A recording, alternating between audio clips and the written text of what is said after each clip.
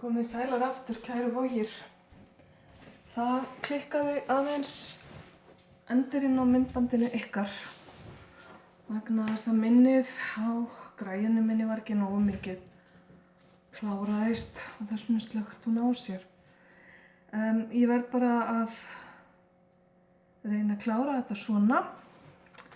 Við vorum á síðustu spilunum þegar að ekki var meira pláss og við vorum að tala leiðbeiningar til vogarinnar að reyna að þagga niður í huganum til þess að gefa tilfinningunum pláss og síðan eitthvað hérna sem kallar á ykkur sem að væri gott fyrir ykkur að fylgja. Það getur verið bara í formi áhugamáls eða einhver sem ykkur langar að gera, eitthvað sem skyndilega svona grípur augað eða grípur athyglina ykkar. Og síðasta spilið sem vantaði, það var þetta hérna Body and Soul. Fyrir mér segir þetta bara að þú ert, kæra Vog, að fara að sinna einhverju hugðarefni sem að bara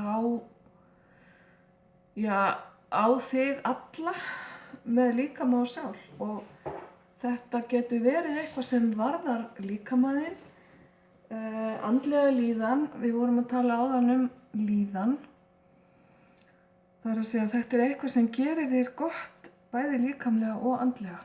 Kannski ertu bara að fara inn í svona einhverja allsherjar vegferð þar sem að þú ert að fara að huga betur að sjálfri þér, heilsunni þinni, líðan þinni og því hvað þú gerir, hvert þú setur orkuna þína. Og það er ekkert nema jákvætt það að segja. Síðan ætla ég að bæta hérna á ykkur einu spili, aukalega, bara sem smá sárabót og þá koma 2, allt í lagi. Ég biðst enn og aftur afsökunar á þessum skyndilega endi á myndbandinu ykkar hinu. Ok.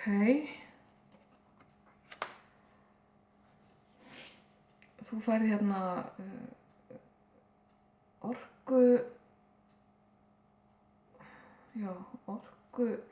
frá einhvers konar dýri. Þetta er eitthvað dýr sem að veitir þér innblástur, kannski með eiginleikum sínum eða með því hvernig þessu dýri tekst að aðlagast eða beita sér.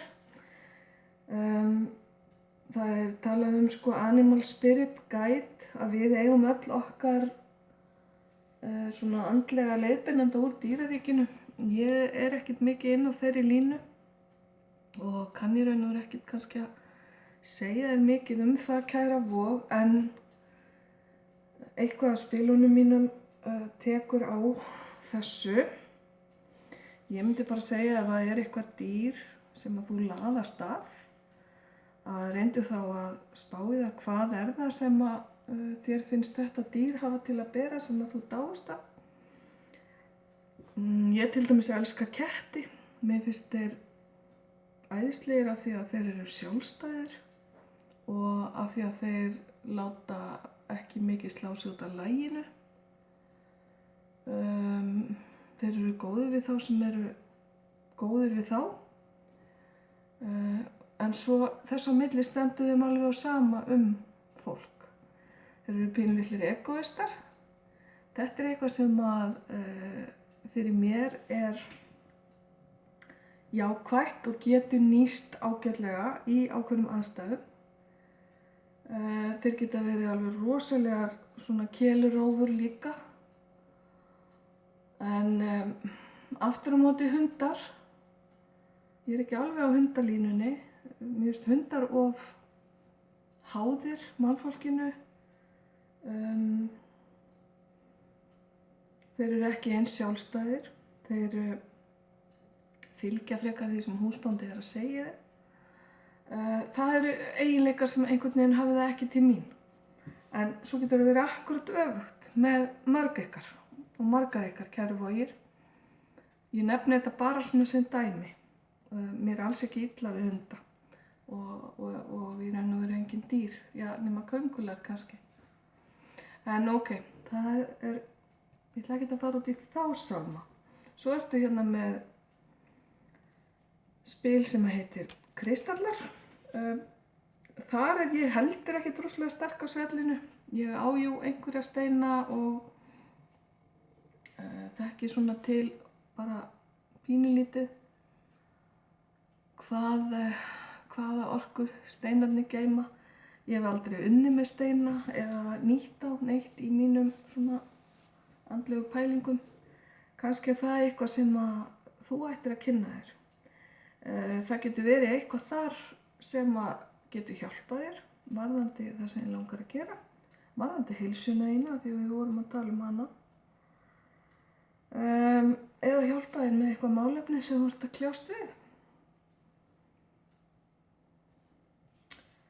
Já, ok, svo mörg voru þau orð. Þá ætla ég að slá botninn í þetta og vona að sem flestar ykkar sjáið líka þennan part af myndbandinu til þess að geta almennilega klárað dæmið. Ég þarf að fylgjast betur með greinilega tímasetningunni, hversu mikið minni græjan mín hefur. Gangi ykkur bara sem allra best með þetta, kæru Vogir. Og munið bara þetta með þegar að hugurinn vill ríkja yfir flestu öðru, að grípa þá aðeins í taumana. Allt í besta, ljós og kærleikur.